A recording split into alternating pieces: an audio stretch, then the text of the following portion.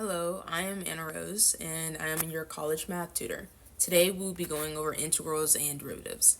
First, on the screen, I have derivatives because I think derivatives are easier to do. Okay, so the first step with the derivative is you multiply the top exponent by the constant on the left side. So I'll show it.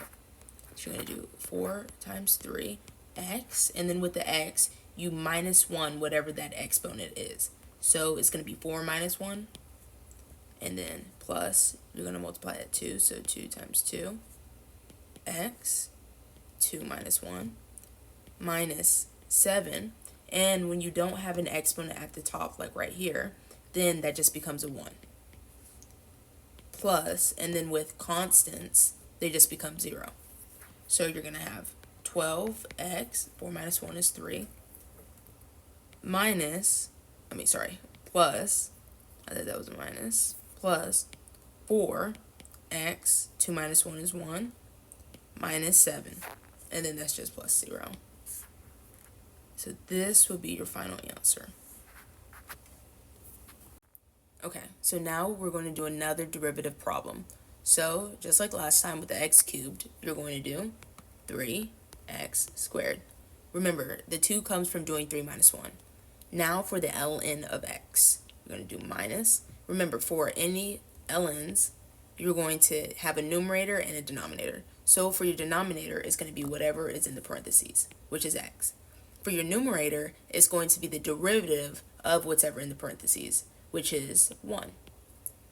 Plus, now for the e, what you're going to do is you're going to find the derivative of what's at the top, which is 2, and then e, and you're going to keep what's at the top right here. And that is your answer. So another example so you can kind of understand this a little bit better. Say we have a ln of x squared plus 2, right? So again, following the pattern like I did before, you're going to have a numerator and a denominator. The denominator is going to be what's in the parentheses, x squared plus 2. And the numerator is going to be the derivative of what's in the parentheses, which is going to be 2x plus 0. Okay? And another example of an e would be e3 x squared minus 2. Okay. So how you do this is, again, you would find the derivative of this, which would be 6x e. And remember, 4 at the top, you're going to keep what's already there. 3x squared minus 2. And this would be your answer.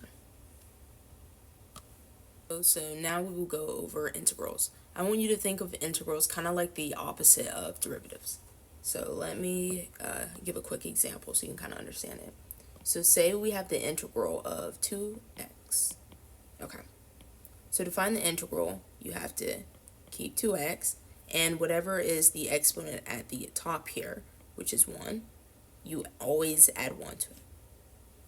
Okay, so then you would get 2x squared.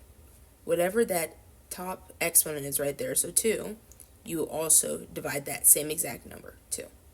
So then simplify, and you're going to get x squared.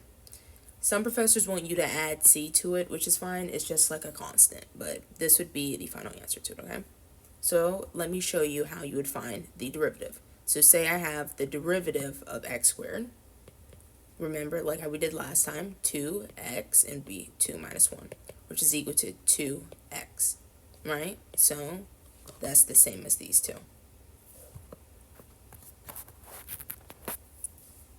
So that's just a quick way of showing you how it's kind of like the opposite of derivatives. Okay. So now let's do this integral.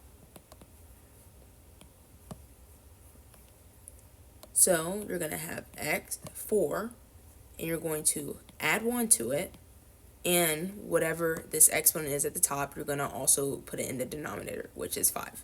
Okay?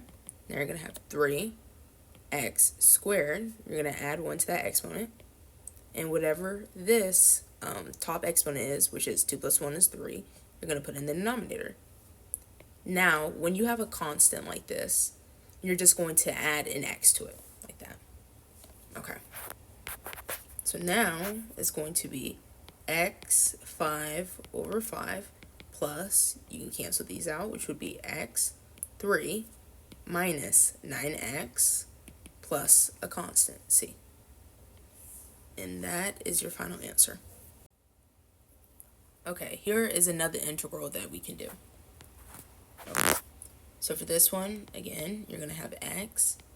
Remember, always add 1. And then that's going to be 2 plus 1 is 3. So just like last time, it's going to be 3 at the denominator times 4. Now for the x, you're going to, it's already a 1, you're going to plus 1 to it, which is 2. And that exponent you're going to put in the denominator, which is 2. Okay, so for ln of x, when you're dealing with integrals, it's always going to be x ln of x minus x. So that's just something that I remember because it's just quicker to do problems. But for this though, you can use U substitution to like find the quote-unquote proof of it.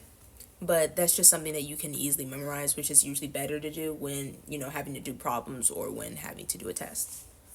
But this is the final answer of it. But in more quote-unquote simpler terms, it's going to be x3 over 12 minus x squared over 2 plus x ln of x minus x plus c.